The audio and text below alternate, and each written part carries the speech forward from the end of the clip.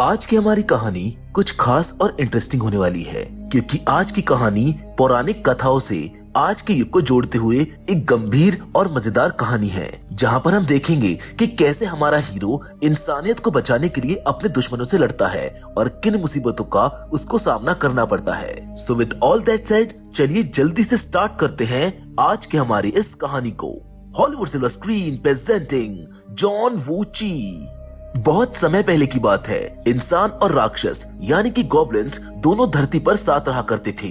Goblin से आपको Harry Potter का वो ग्रिफुक जरूर याद आया होगा, जिसको हैरी पॉटर पहली बार ग्रिंगॉट्स पे मिला था। खैर, कहानी में आगे बताया जाता है कि गॉब्लिन्स को अंधकार से भरे हुए कैद खानों में रखा जाता है और इनके अंदर के शैतान को सुलाए रखने के लिए एक फरिश्ता बांसुरी से धुन बजाया करता था। अब हर 3000 दिन के बाद कैद खाने को खोला जाना था, लेकिन द्वार रक्षकों ने गलती से द्वार को एक दिन पहले ही खोल दिया, जिससे उस धुन में खलल पड़ गई और सारे गॉब्लिन्स आजाद हो गए। और तो और वो बांसुरी गॉब्लिन्स के हाथ में चली गई। कहा जाता है कि जिसके भी हाथ में बांसुरी होगी वो संसार पर राज करेगा।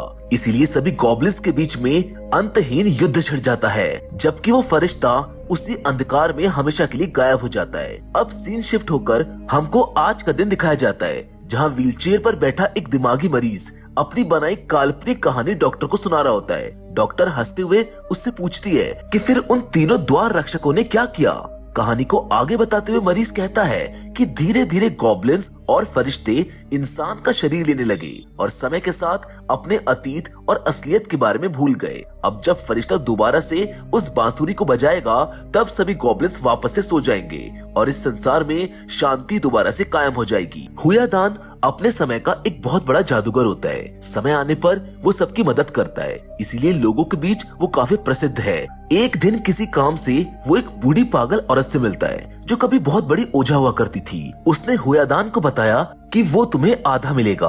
हुयादान इस बात को ज्यादा समझ नहीं पाता और इस बात को ज्यादा गंभीरता से नहीं लेता।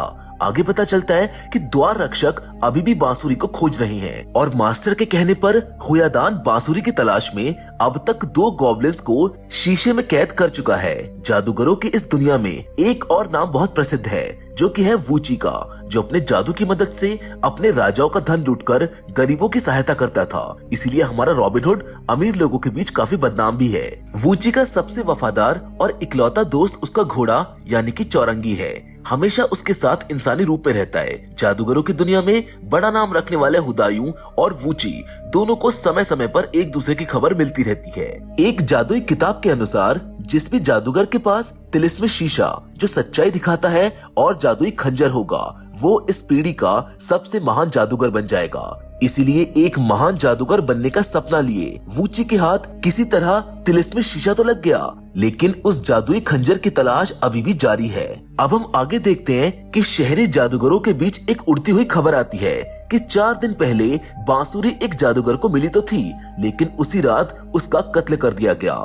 लेकिन हैरानी की बात तो ये है कि उसके आसपास हरे रंग का खून मिलता है, यानी कि वो एक गॉब्लिन है। इस कत्ल से ये तो साफ हो गया था कि बांसुरी किसी गॉब्लिन के पास है। अब यहाँ से सीन बदलकर मरे हुए जादूगर का घर दिखाया जाता है, जहाँ पर हम मरे हुए जादूगर की पत्नी क्योम को देखते हैं। उस पर वूची की नजर होती है, क्योंकि उसने किसी से जादुई खंजर के बदले उसको देने का वादा किया है। लेकिन क्योम की मासूमियत देख वूची का मन बदल जाता है और वो सोचता है कि ना जाने अगला व्यक्ति उसके साथ क्या करेगा। इसीलिए अपने जादू से वो एक दूसरी महिला को क्योम का रूप देता है और उस व्यक्ति को सौंप देता है। क्योम को अपने पास देकर वो आदमी अपनी बांसुरी निकाल लेता है। मतलब वो एक गॉब्लिन है, लेकिन उसको क्योम क्यों चाहिए थी, ये हमें आगे पता चलेगा।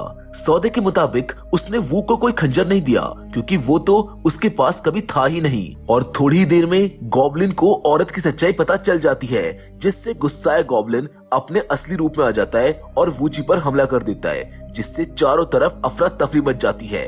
वूची और गॉब्लिन में घमासान युद्ध होने लगता है, लेकिन अब तक बांसुरी की बात से अनजान वूची भी समझ गया था कि ये सारा खेल बांसुरी का ही है। इधर हुयादान तीनों द्वार रक्षकों के साथ गॉब्लिन को मारने के लिए निकल जाता है। वूची और गॉब्लिन के बीच युद्ध चल ही रहा होता है कि तभी हुयादान के तीर से गॉब्लिन की मौत हो जाती है। ये बात वूची को बड़ी अजीब लगती है, क्योंकि इतनी परफेक्ट टाइमिंग और सिर्फ एक तीर ने गॉब्लिन को कैसे मार दिया। ये सवाल वूची को हुयादान पर शक करने के लिए मजबूर करता है। अब सीन बदलता है और पता चलता है वूची पूर्वी दुनिया के जादूगरों में से एक है जो अपने मास्टर के साथ रहता है। बांसुरी को देख मास्टर घटना के बारे में समझ जाते हैं। मास्टर बगल में सोई क्योम को भी देखते हैं जिसको वूची अपने साथ ले आया था।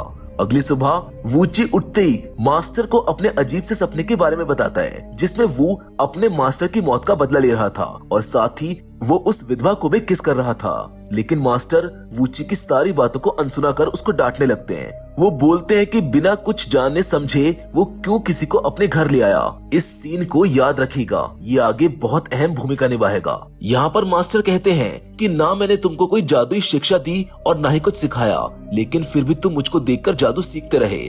इससे तुम एक अच्छे जादूगर तो बन सकते हो, लेकिन एक महान जादूगर नहीं बन सकते क्योंकि तुम्हें खुद को खाली करना नहीं आता। खैर ये सारी बातें वूची को ना तो पहले समझ आई थी और ना ही अब। इधर वूची का पीछा करते हुए हुयादान तीनों द्वार रक्षकों के साथ उसकी जादुई दुनिया में आ जाता है, जहां आकर वो मास्टर को सारी बात बताते हुए कहता है कि द्वार रक्षक चाहते हैं कि मैं उन्हें वो बांसुरी सही सलामत वापस ला कर दूं। लेकिन मास्टर बांसुरी को देने में कुछ हिचकिचाते हैं और पता नहीं वो क्या है, लेकिन मास्टर कुछ तो अजीब सा महसूस कर पा रहे थे। हुयादान अपने जादू से बांसुरी ढूंढ लेता है, लेकिन बांसुरी दोनों के बीच आकर रुक जाती है, मगर दोनों ही उसको छोड़ना नहीं चाह रहे थे, जिस वजह से बांसुरी दो हिस्सों में टूट जाती है।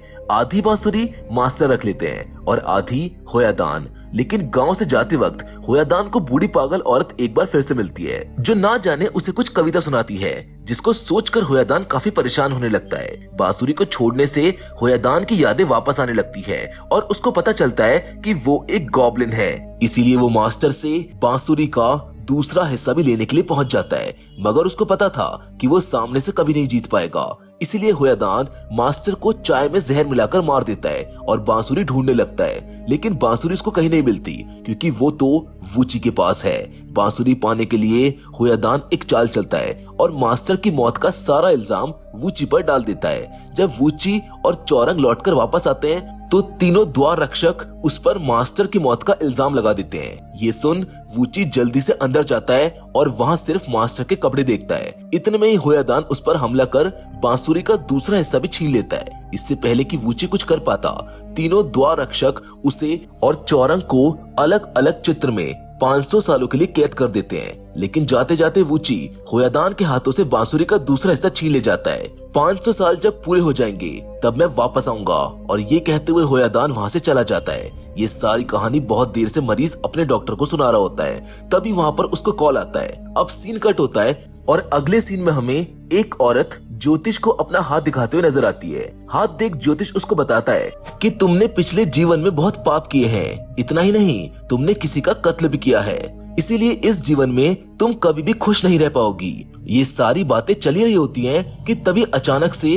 पीछे बनी तस्वीर के रंग पिघलने लगते हैं। ये देख ज्योतिष समझ जाता है कि जो खेल 500 साल पहले रुक गया था वो एक बार फिर से शुरू हो चुका है। यानी अब तक जो भी उस मरीज ने बताया था वो सब सच था। एक बार फिर से हमें अस्पताल को दिखाया जाता है, जहां मरीज से मिलने आए दो लोग कोई और नहीं बल्कि द्वार रक्षक होते हैं, और साथ में हमको पता चलता है कि डॉक्टर और उसका असिस्टेंट गॉब्लिन है। लेकिन दोनों द्वार रक्षक जानते थे कि बिना किसी जादूगर की सहायता के सिर्फ वो दोनों गॉब्लिन से नहीं जीत सकते थे।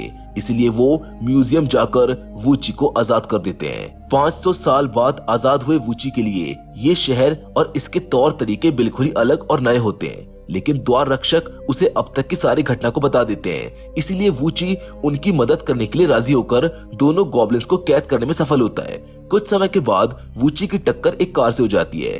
कार से बाहर निकलने पर वो क्योम को देखता है, जो आज के समय में एक बहुत बड़ी फिल्म एक्ट्रेस के यहाँ पर काम करती है। वूची देखते ही क्योम को पहचान जाता है, लेकिन क्योम वूची को इस जमाने में नहीं पहचानती।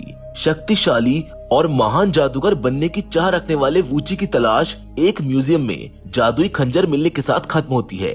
लेकिन इससे तो कुछ नहीं होता और इससे कुछ नहीं बदलता। ये सब सोचते हुए उसे मास्टर की बात याद आती है कि तुम्हें खुद को खाली करना नहीं आता। इधर वूची के घोड़े को लगता है कि अब तो वूची एक महान जादूगर बन गया है, तो वो उसको हमेशा के लिए एक इंसान बना देगा, मगर ऐसा होता नहीं है। इस बात से खफा होकर चौरंग वहाँ से चला जाता है अब उधर अगले सीन में हमको पता चलता है कि होयादान भी वापस आ चुका है। जैसा कि उसने कहा था, उसकी पुरानी चालों से अनजान द्वार रक्षक उसको देखते ही खुश हो जाते हैं और वूची से बांसुरी का दूसरा हिस्सा लेकर द्वार रक्षक उसको फिर से किसी तस्वीर में हमेशा के लिए कैद करने की तरकीब बनाते हैं। इसीलिए अब वूची को पकड़ने के लिए भटकते हुए होयादान को उसका दोस्त चौरंगी मिल जाता है।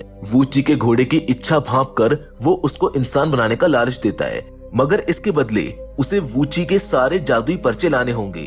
दूसरी ओर क्योम तक पहुंचकर होयादान अपने जादू की मदद से उसको वश में कर लेता है और वूची को अपने पास लाने का हुक्म देता है। इधर बेखबर वूची से चौरंग किसी तरह जादुई पर्चे ले लेता है और ले जाकर होयादान को सौंप देता है। चौरंग की मूर्खता पर हंसते हुए होयादान सभी जादुई पर्चों को नष्ट कर देता है। तब चौरंग को समझ आता है कि लालच में आकर उसने कितनी बड़ी गलती कर दी। अगले सीन में हम देखते हैं कि वूची से मिलने आई क्योम के बदले रंग ढंग को देखकर वूची समझ जाता है कि हो ना हो इसके पीछे होयादान का ही हाथ है। अपने पर्चों की खबर से अनजान वूची लड़की का पीछा करते हुए होयादान तक पहुंच जाता है, जहां अब उसके पास केवल एक ही जादुई पर्चा रह गया था। उसी समय क्योम के हाथों में वूची का जादुई शीशा होता है, जिसमें वो खुद को बांसुरी बजाते हुए देख लेती है। इसका मतलब क्योम ही वो जादुई फरिश्ता है, मगर क्योम का बैलेंस बिगड़ जाता है, जिस कारण से वो नीचे गिरने लगती है और उसकी जान बचाने के लिए वूची अपना आखिरी जादुई पर्चा इस्तेमाल कर देता है और अब निहत्था वूची